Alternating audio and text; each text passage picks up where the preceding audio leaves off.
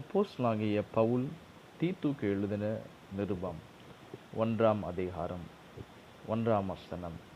தேவனுடைய ஊழியக்காரனும் இயேசு கிறிஸ்துவினுடைய அப்போஸ்தலனும் ஆகிய பவுல் பொதுவான விசுவாசத்தின்படி உத்தம குமாரனாகிய தீத்துவுக்கு எழுதுகிறதாவது. 2ஆம் வசனம்.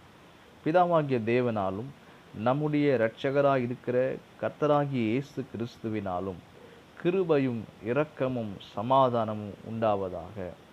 3ஆவது வசனம். பொய் உரையாத தேவன் ஆதி காலம் முதல் நித்திய ஜீவனை குறித்து வாக்குத்தத்தம் பண்ணி அதை குறித்த நம்பிக்கையை பற்றி தேவபக்திக்கு ஏதுவான சத்தியத்தை அறிகிற அறிவும் விசுவாசமும் தேவனால் தெரிந்து கொள்ளப்பட்டவர்களுக்கு உண்டாகும்படி. 4ஆம் வசனம். ஏற்ற காலங்களிலே நம்முடைய இரட்சகராகிய தேவனுடைய கட்டளையின்படி எனக்கு ஒப்புவிக்கப்பட்ட பிரசங்கத்தினாலே தமது வார்த்தையை வெளிப்படுத்தினார். 5ஆம் வசனம்.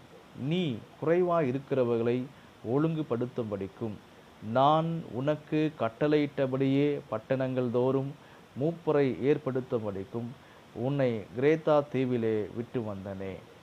6ஆம் வசனம். குற்றம் சாட்டப்படாதவனும் ஒரே மனைவியை உடைய புருஷனும் துன்மார்க்கர் என்றும் அடங்காதவர்கள் என்றும் பேரெடுக்காத விசுவாசமுள்ள பிள்ளைகளை உடையவனுமாகிய ஒருவன் இருந்தால் அவனையே ஏற்படுத்தலாம். 7ஆம் வசனம். ஏனெனில் கண்காணியானவன் தேவனுடைய உக்கிரானக்காரனுக்கு ஏற்ற விதமாய் குற்றம் சாட்டப்படாதவனும் தன் இஷ்டப்படி செய்யாதவனும் முற்கோபம் இல்லாதவனும் மதுபான பிரியம் இல்லாதவனும் அடியாதவனும் இழிவான ஆதாயத்தை இச்சியாதவனும். 8ஆம் வசனம்.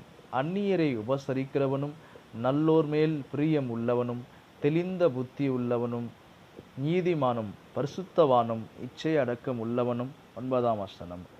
ஆரோக்கியமான உபதேசத்தினாலே புத்தி சொல்லவும் எதிர் பேசுகிறவர்களை கண்டனம் பண்ணவும் வல்லவனமாய் இருக்கும்படி தான்